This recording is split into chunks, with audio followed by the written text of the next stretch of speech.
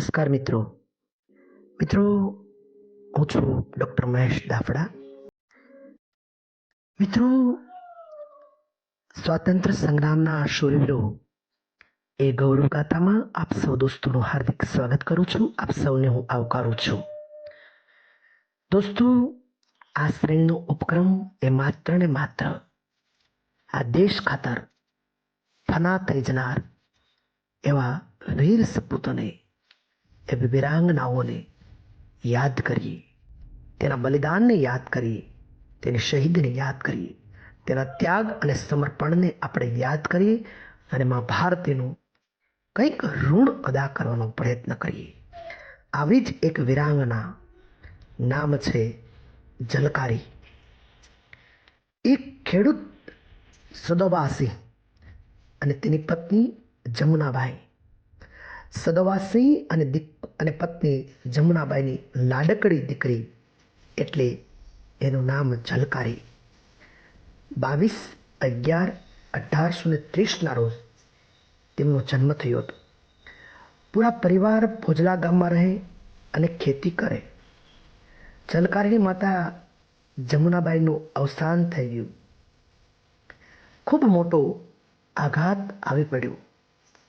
મા બાપ વગરનું જીવન ખૂબ જ મુશ્કેલ છે.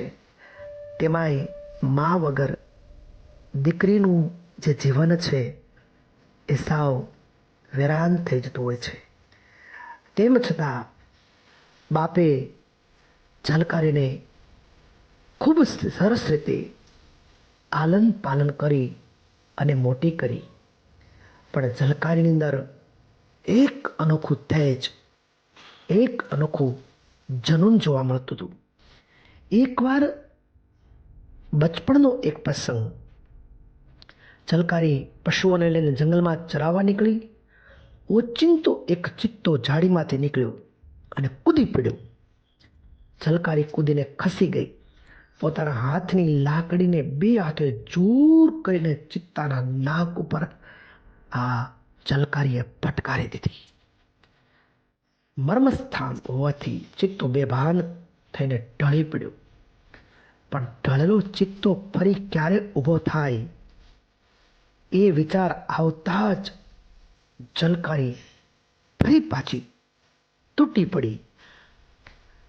ચિત્તાનો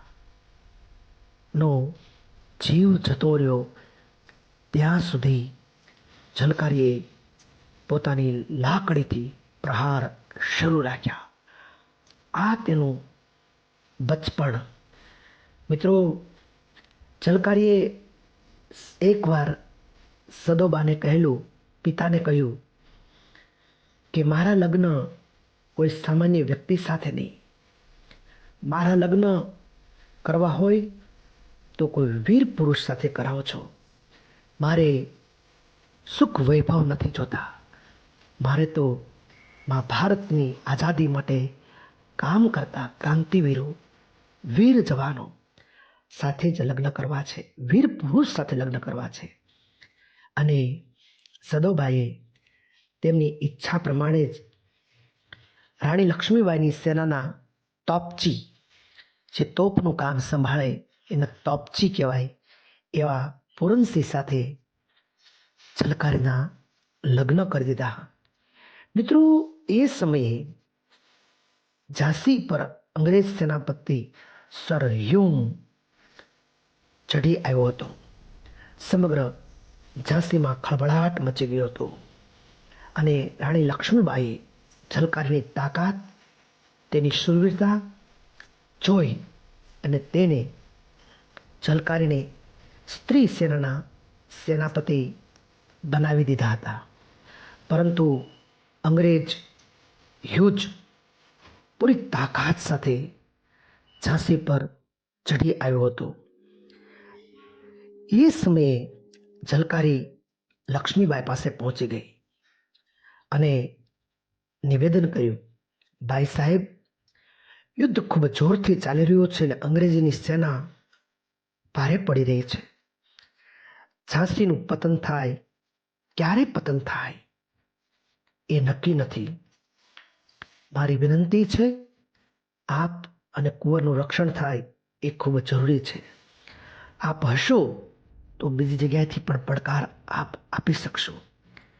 મારી વાત માની અને મહારાણી સાહેબ આપ તાત્કાલિક ઝાંસી છોડી દો. ઝલકારીની વાત ગમી, પણ પ્રશ્ન એ હતો કે લક્ષ્મીબાઈ ઝાંસી છોડે તો અંગ્રેજો પાછળ પડે, પકડી પાડે, કેદ કરે. એનો રસ્તો ઝલકારીએ જ બતાવ્યો.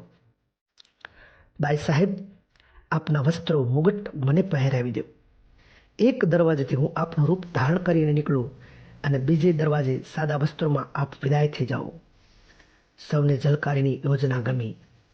ઝલકારી મહારાણીના વેશમાં એક દરવાજેથી ટુકડી સાથે નીકળી. ટુકડી મહારાણીનો જય જયકાર કરતી હતી. અંગ્રેજ સેના થાપ ખાઈ ગઈ. અંગ્રેજ સેનાએ વિચાર્યું કે રાણી મરણિયા થઈને બહાર નીકળી ગયા છે. તેને પકડવા પ્રયત્ન કર્યો અને અંતે ઝલકારી પકડાઈ ગઈ. સેનાપતિ સર હ્યુજ જ્યારે ઝલકારીને ઓળખે છે, એ ગદ્દારે ઝલકારીની સાચી ઓળખ બતાવી દીધી. સેનાપતિ સર હ્યુજ લાલ પીળો થઈ ગયો. તેણે ઝલકારીને કહ્યું, તે અમને છેતરા છે. રાણીનું બનાવટી રૂપ ધારણ કરી અમને ગેરમાર્ગે દોર્યા છે. ત્યારે ઝલકારીનો જવાબ સાંભળો મિત્રો. મને મારવી હોય તો ગોળીથી મારી દો.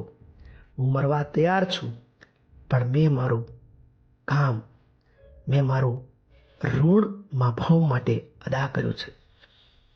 ત્યારે અંગ્રેજ મલદાર તેને ગાંડા જેવી સમજી અને છોડી દીધી.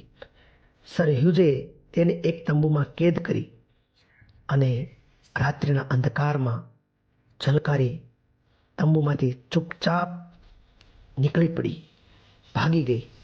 અને સવાર થયું, ખબર પડી કે ઝલકારી ભાગી ગઈ છે. દૂરબીનથી જોયું તો તોપચી પુરનસિંહની બાજુમાં પેલી સ્ત્રી ઊભી જોરદાર ગોળી વર્ષા કરી રહી હતી. એવામાં પુરનસિંહને ગોળી વાગી અને તે ઢળી પડ્યો. રોકકળ કર્યા વિના ઝલકારીએ તરત જ પુરનસિંહનું કામ સંભાળી લીધું અને તે તોપના ગોળા છોડવા માંડી. પ્રત્યેક ગોળો છૂટે ત્યારે તેની સાથે જય ભવાની, જય ભવાનીની ગર્જના કરતી. અંગ્રેજોને ઝલકારીએ જડબા તોડ જવાબ આપ્યો. અંગ્રેજ સેનામાં હાહાકાર મચાવી દીધો. એવામાં એક ગોળી ઝલકારીને વાગી અને જય ભવાનીના નાદ સાથે ઝલકારી ઢળી પડી. સર હ્યુમ રોજે મોઢામાં આંગળી દબાવી દીધી. અરે, આ સ્ત્રી, આ તો રણચંડી હતી. મિત્રો, ઝાંસીના ઇતિહાસમાં રાણી લક્ષ્મીબાઈ એ ખૂબ મહાન છે, પણ ઝલકારીને પણ આપણે ક્યારેય વિસરી ન શકીએ એવું તેનું અદ્ભુત સમર્પણ આપણે સૌ તેને યાદ રાખીશું. જય હિન્દ, જય ભારત, ભારત માતા કી જય. ઇન્કલાબ જિંદાબાદ.